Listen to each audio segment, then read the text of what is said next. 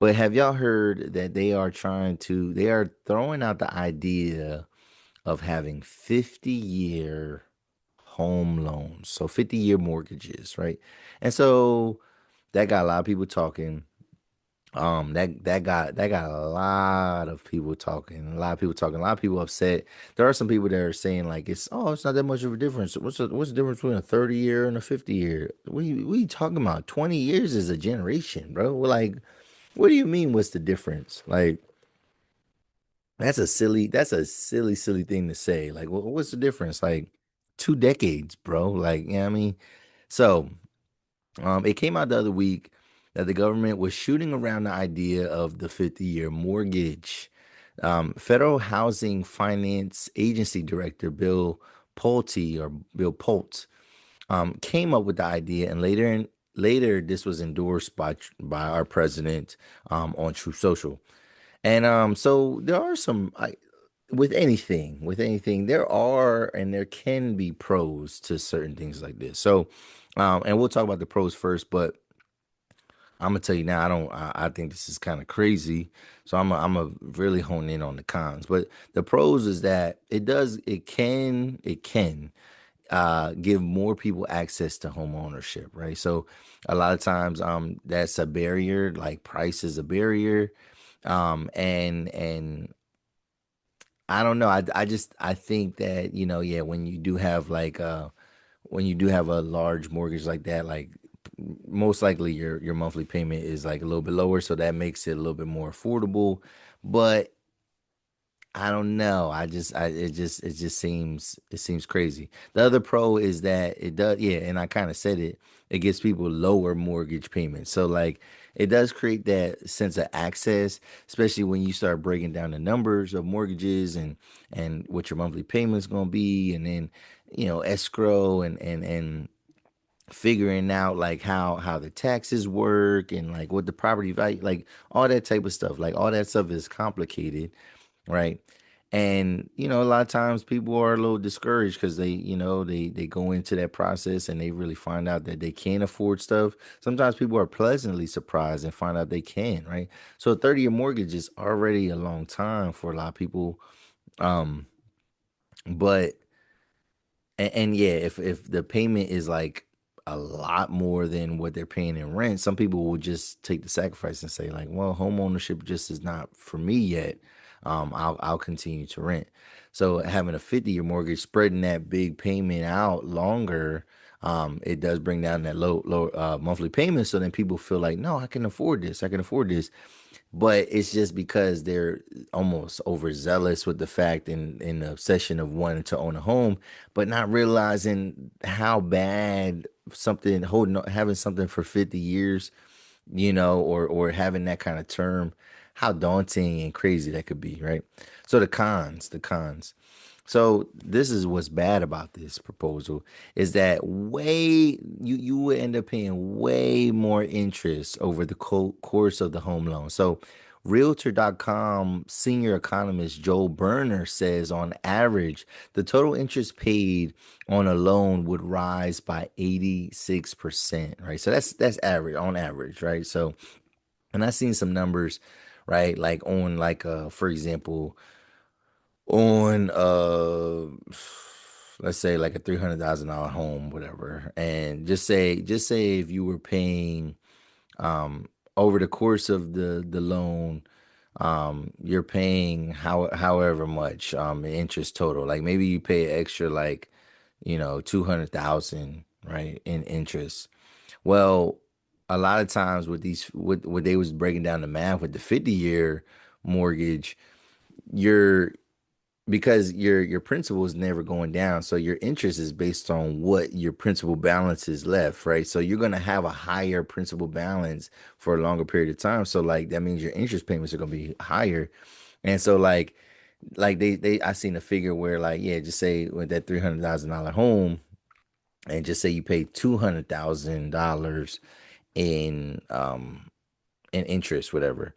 Well, with the 50-year mortgage, that interest will be even more. Like the interest that you pay alone is more than what the house is worth, right? So that's another con. The con is the fact that like these large loans can put you underwater. More debt, just more debt in general, right? Like more debt for a longer period of time. And it's the fact that like you're literally what we're doing is basically you're just renting from the bank. And a lot of times people argue and they'll say like, oh, that's all home ownership is nowadays. That's all having a mortgage is. It's like you're renting from the bank. This would truly feel like that because if I'm paying more in interest than what my principal is, then yeah, it's not even in my benefit at all. Too long of a payment, 50 years. So on average, and this is where people will kind of say like it's not a pro, but this is what they'll say this is not really a con. But like it says on average, people like I think now the average is probably like 12 years people stay in a home. But I think in the past the average was like 7 years.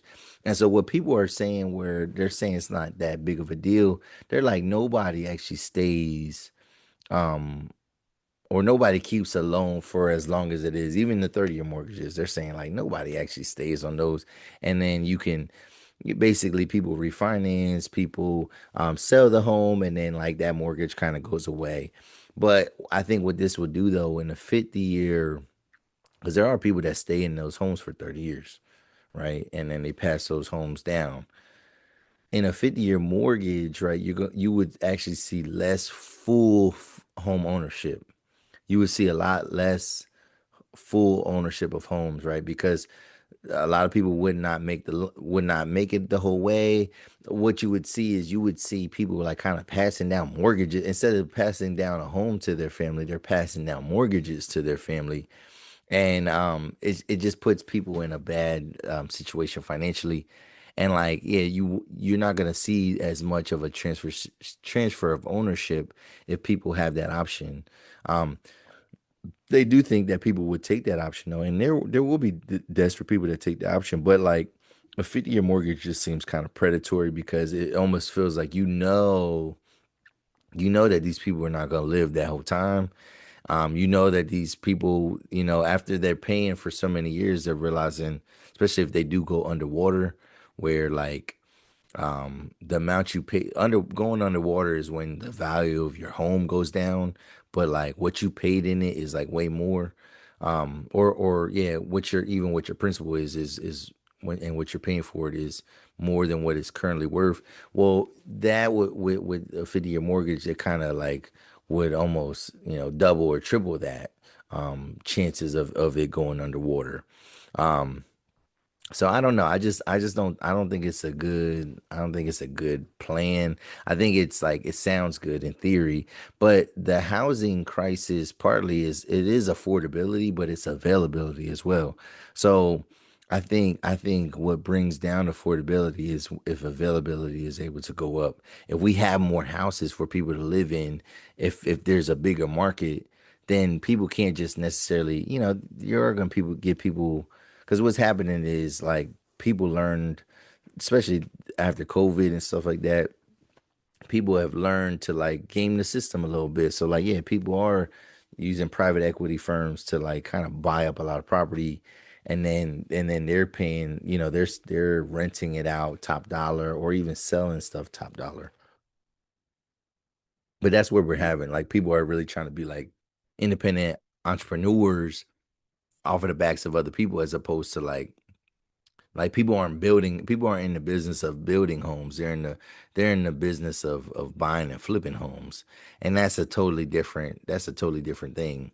And that's not necessarily solving our problem. That's just making individuals rich, but it's not helping solve the crisis. So again, 50-year mortgage is bad. The other one I was gonna talk about, but I don't need to get into it. I fell for it. I fell for it. Because it did look kind of legit.